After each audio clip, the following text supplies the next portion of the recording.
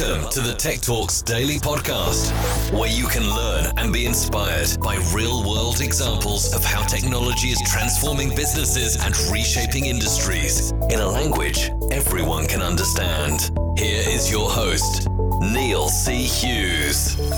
Welcome back to the Tech Talks Daily Podcast. Now, one of the reasons I love recording this podcast every single day is being able to share stories from startup founders and huge companies from all over the world, and then actually learning that everybody is battling the exact same challenges, regardless of the size of their business. Things like remote working, lack of tech skills, are just a few universal challenges, or opportunities depending on your mindset, of course. So with a lack of talent and a fight for the best talent out there, startups are now starting to think outside of Silicon Valley and turning to innovation hubs to secure the world's best talent and build teams virtually. So when I recently encountered a company called Terminal who helps startups build teams quickly, I had to find out more and get them on the show today, because they build skilled remote engineering teams so startups can focus on hitting their goals. And the big change here for me is it's much, much more than just recruiting, because Terminal is taking care of everything remote teams need to thrive. From all those little things like managing office logistics to big things like benefits, legal and community. None of that stuff is valuable to somebody that runs a business, so letting somebody else take care of that is something that I completely get. But enough spoilers. Buckle up and hold on tight so I can beam your ears all the way to San Francisco so we can speak with Dylan Sirota, co-founder and chief strategy officer at Terminal. So a massive warm welcome to the show. Can you tell the listeners a little more about who you are and what you do? Sure. So my name is Dylan Sirota. I'm the chief strategy officer and co-founder at Terminal. And Terminal is a company that helps other growing tech companies hire the engineers that they need to scale. And so if you think about kind of the world that we play in with tech startups, engineers are the most precious resource that these companies have. It's the lifeblood of how companies get built. And the challenge that many companies face today is not being able to find or attract enough engineers at the right time to help their companies scale. And so what we've set up is a platform for remote team employment. So we have terminals located in different parts of the world that allow our clients to have access to a diversity of talent pools. So long gone are the days of just thinking that you have one HQ and recruit out of the 30-mile radius beyond that. With Terminal, that now extends to the global talent pool while not sacrificing any of the services or experience that you need for your team to be successful. Now, Terminal was founded in 2015 with a mission of pushing the world forward by bringing global opportunities to talent. So can you tell me a little bit more about the story behind it and how all founders share a common struggle, really, which I believe is an inability to find enough engineering talent to scale their business, because demand for engineer far exceeds the supply of talent now, doesn't it? Absolutely. And we were founded in 2017, so we're not quite that old in our journey, but I'm just going to fire the researcher. We're a few years into the journey, and I started the company with 4 co-founders. We were born out of Atomic, which is a startup studio, which I can go into more in a moment. But my personal journey to start the company really stemmed from seeing this problem firsthand at my last startup. So I had the fortunate opportunity to join a company called Eventbrite, which is based in San Francisco, and joined when the team was around 30 employees.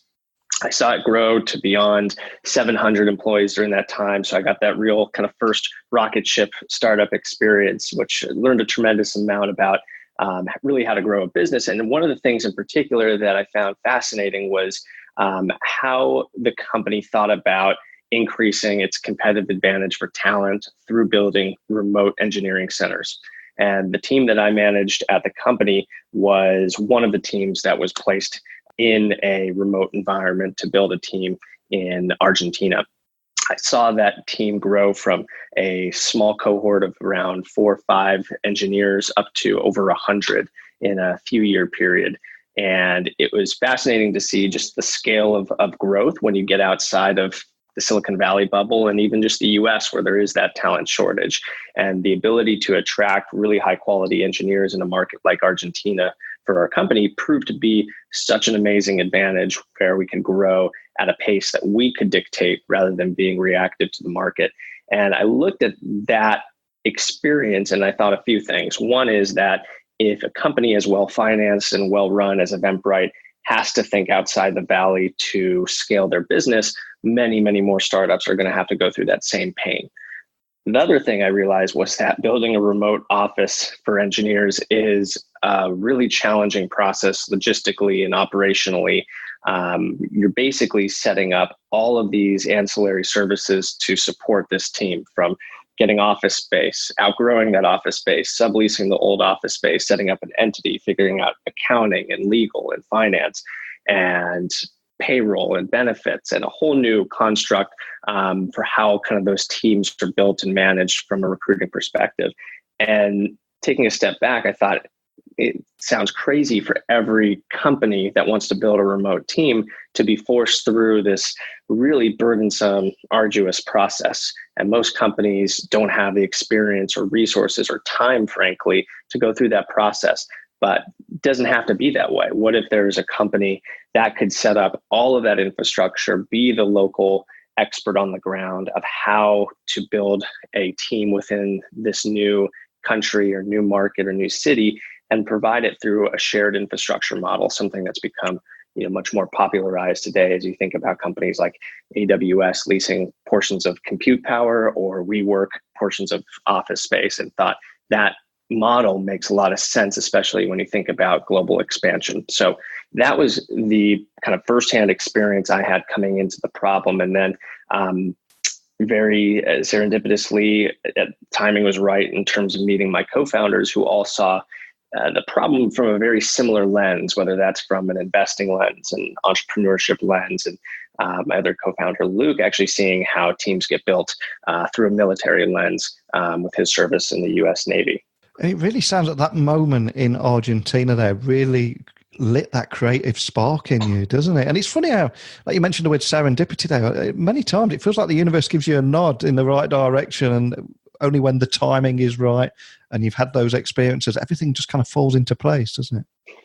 Absolutely. I will say it was a really hard decision actually to go headfirst to start the business, because things were actually going so well for me at Eventbrite. It was one of those tough things when if you're kind of choosing, it's easy to run away from something.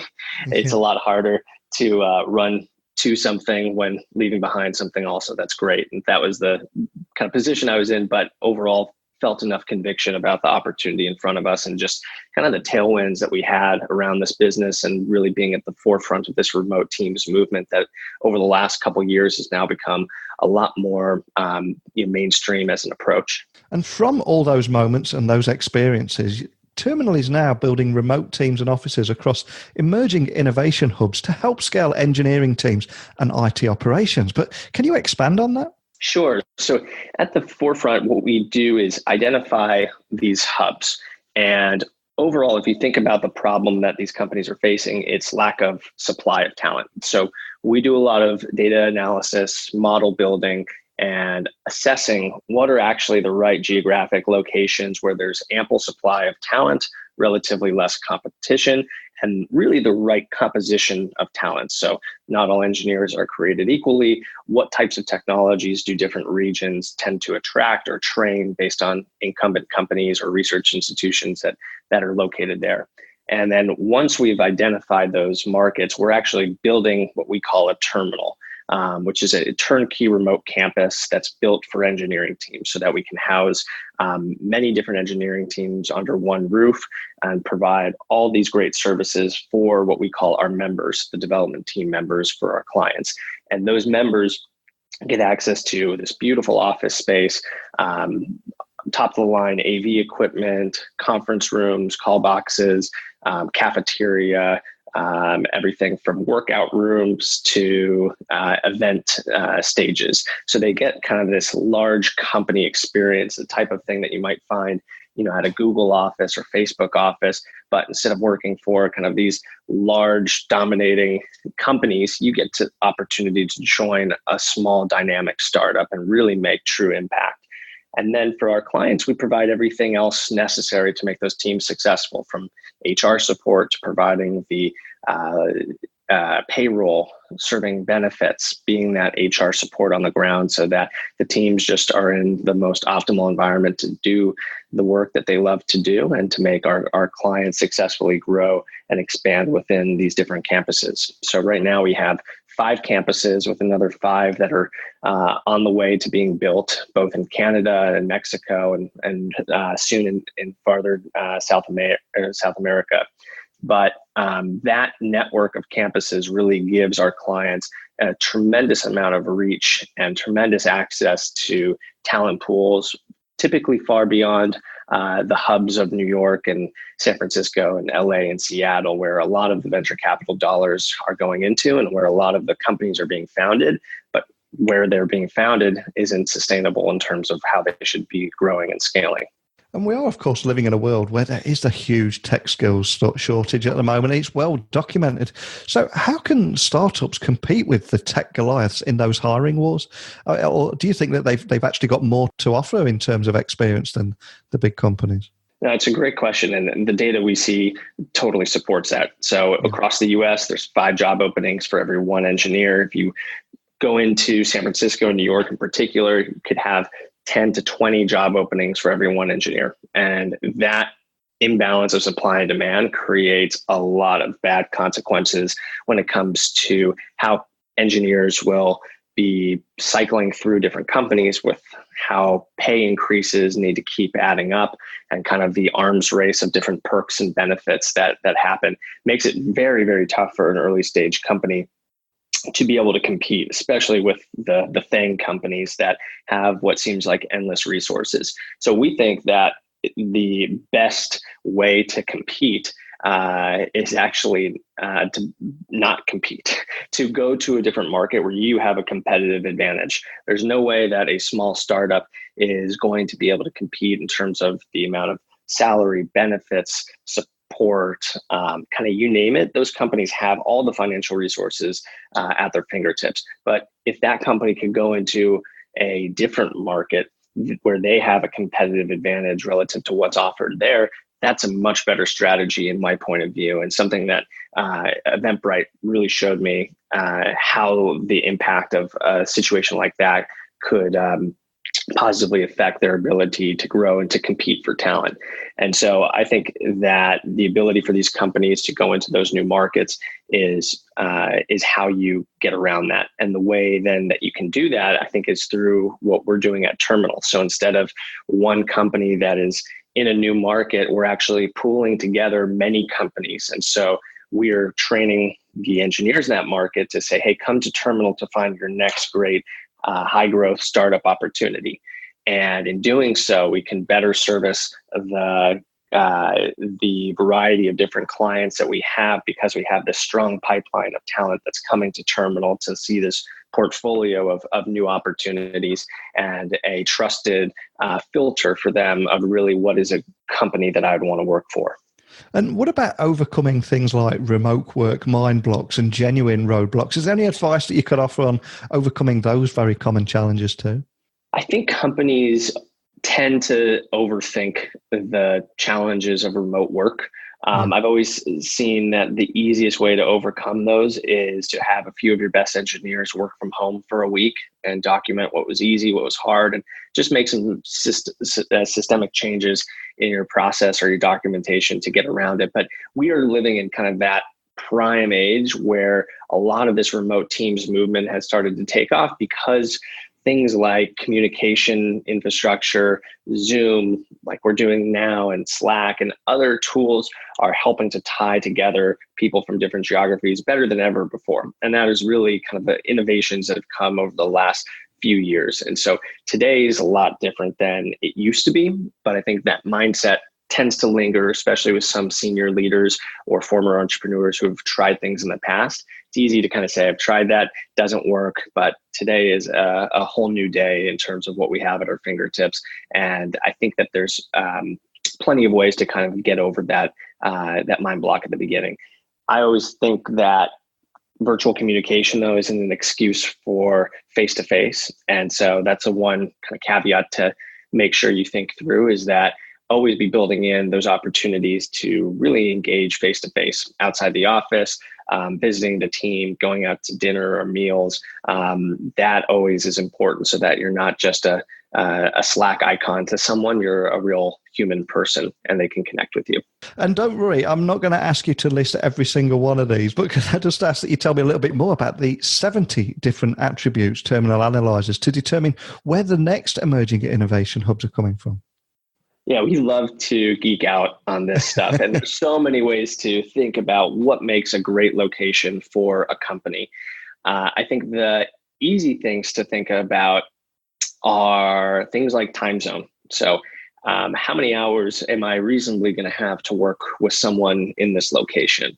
Things like language.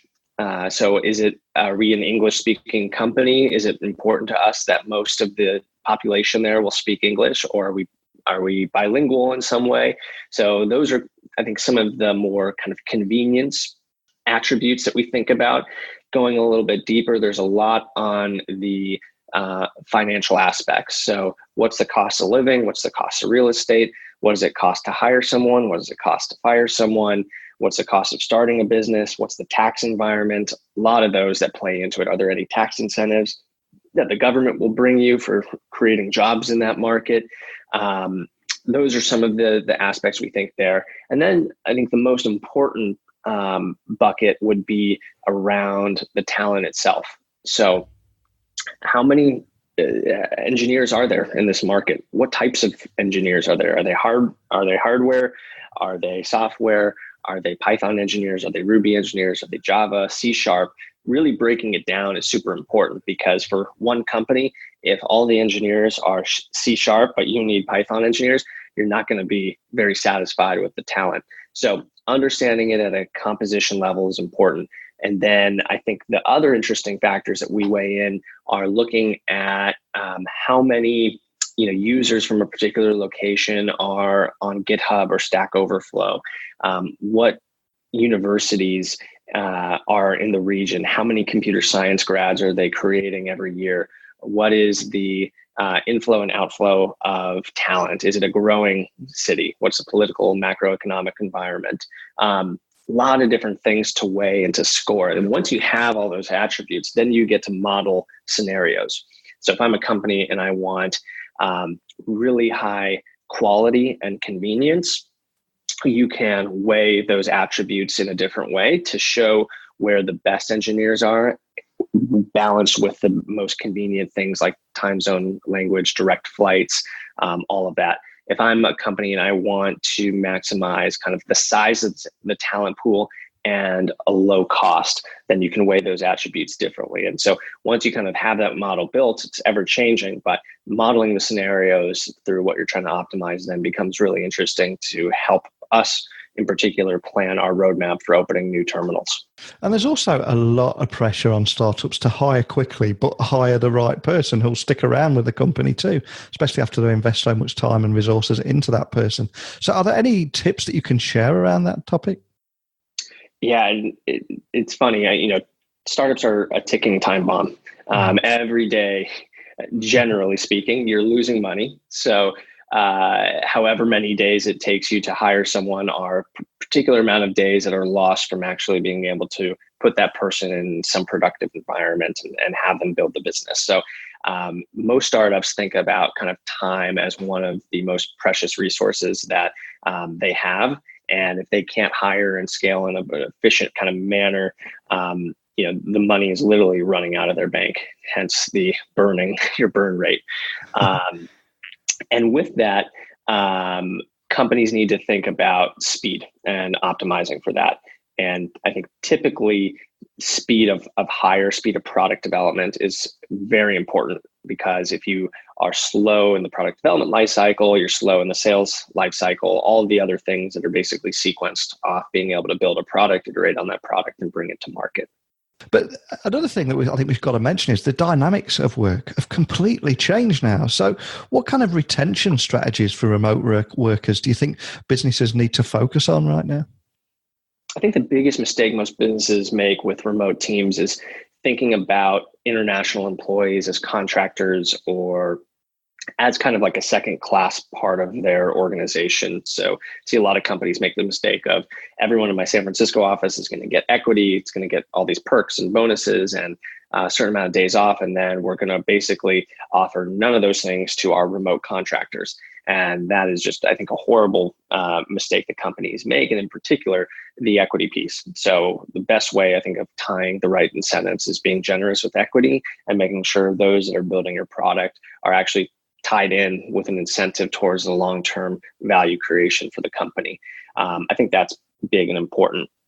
I do think the other things are important. So if you do have a co-located team in, let's say, San Francisco, and then you have remote teams across different other cities, I think it is okay to talk to those individual teams and understand what's important to them around how can that experience be made better, whether it is because they're in a different part of the world. It might be that they actually would really value a trip out to San Francisco.